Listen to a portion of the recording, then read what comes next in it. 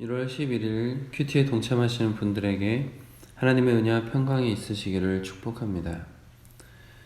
오늘은 주어진 본문 말씀을 중심으로 참 과부를 도우라, 참 과부를 도우라 라는 제목으로 여러분들과 받은 은혜를 나누도록 하겠습니다. 어제의 말씀에 이어서 사도 바울은 디모데에게 교회가 과부를 구제하는 일에 대해 권면을 하고 있는 것을 볼 수가 있습니다. 특히 오늘 말씀은 남편을 잃은 과부 중에서 참 과부를 구별하여 돌보라라는 권면을 하고 있습니다.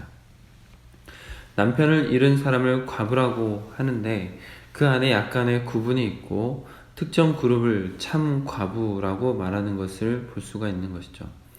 그리고 교회는 정말 도움이 필요한, 남편이 없으면 경제적 활동이 거의 불가능하고 절대적 빈곤에 들어갈 수밖에 없는 사람들을 참 과부라고 구분을 함으로 참 과부 명단을 만들어서 그들에게 체계적으로 도움을 줄 뿐더러 굳이 도움이 없어도 되는 사람들에게 구제 비용이 누수되고 혹은 낭비되지 않도록 조치를 취하라는 것입니다. 그리고 참 과부로 구분되는 사람들은 어떤 헌신에 서약을 하고 구별된 삶을 사는 모범을 보여야 할 의무를 가지게 되는 것 같습니다. 그래서 사도 바울은 참 과부의 조건을 5절과 6절에서도 신실한 사람이고 모범이 되는 사람을 조건으로 제시한 것을 볼 수가 있습니다. 5절과 6절입니다. 참 과부로서 외로운 자는 하나님께 소망을 두어 주야로 항상 간구와 기도를 하거니와 향락을 좋아하는 자는 살았으나 죽었느니라. 참 과부로 명부에 오른 사람들은 아마도 기도 사역을 중심으로 함께 동역을 하도록 헌신하게 된 것으로 학자들은 추정하고 있는 것 같습니다. 구제를 받지만 동역자로서 함께 사역을 해 나가는 것이죠. 참 과부가 아닌 사람들을 먼저 오늘 본문 속에서 구별을 해보면 어제 말씀을 나눈 것과 같이 돌봐줄 가족이 있는 경우는 참 과부가 아닙니다. 16절입니다. 만일 믿는 여자에게 과부 친척이 있거든 자기가 도와주고 교회가 짐지지 않게 하라. 이는 참 과부를 도와주게 하려 함이라. 돌봐줄 가족이 있는 경우는 가족이 부모에게 효를 다하라는 것을 교육하고 부양의 의무를 다하도록 권면하는 것을 어제 나누기도 했습니다. 오늘 말씀 속에서 참 과부에 들지 않는 사람들이 또 등장을 하는데 바로 나이가 60세가 되지 않은 젊은 과부들입니다. 성경은 젊은 과부들은 오히려 재혼할 것을 권면합니다. 고린도전서 7장 39절입니다.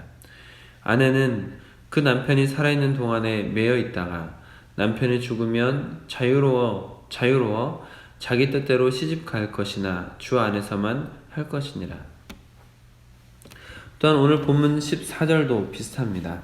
그러므로 젊은이는 시집가서 아이를 낳고 집을 다스리고 대적에게 비방할 기회를 조금도 주지 말기를 원하노라. 아멘. 젊은 과부들을 참 과부의 명단에 넣지 않고 교회가 돕지 않도록 정한 이유를 오늘 말씀 속에서 세 가지 찾아볼 수 있습니다. 첫 번째는 조금 전에 말씀드린 것처럼 재혼할 것을 권면할 뿐더러 재혼의 가능성이 많이 열려있기 때문입니다.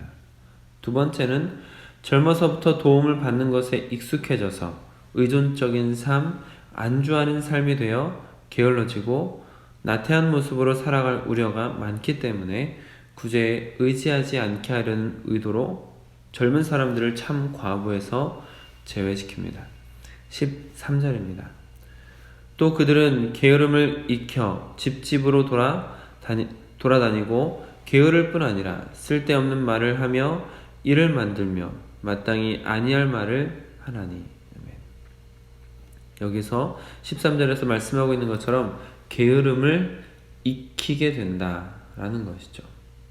또한 세 번째, 참 과부는 어떠한 형식의 서약을 하고 구별된 삶을 살며 모범을 보일 의무가 있었을 것이라고 앞에서도 말씀을 드렸는데, 그런 서약을 했음에도 불구하고 젊은 과부들은 서약을 파기하고 정욕을 쫓아가는 일들이 없지 않았기 때문이기도 합니다. 11절입니다. 젊은 과부는 올리지 말지니 이는 정욕으로 그리스도를 배반할 때에 시집 가고자 함이니.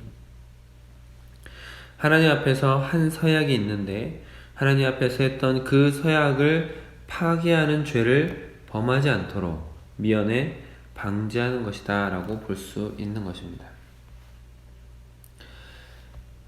사도 바울은 이와 같이 교회가 구제에 힘쓰되 경제적 능력도 노동력도 없고 노쇠한 과부들을 도우라고 적극적으로 권면하고 있는 것을 볼 수가 있습니다. 다만 주먹구구식으로가 아니라 분명한 기준을 세워서 도움이 필요한 분들에게 적절한 도움이 갈 수 있도록 체계적으로 도우라고 권면한 것입니다.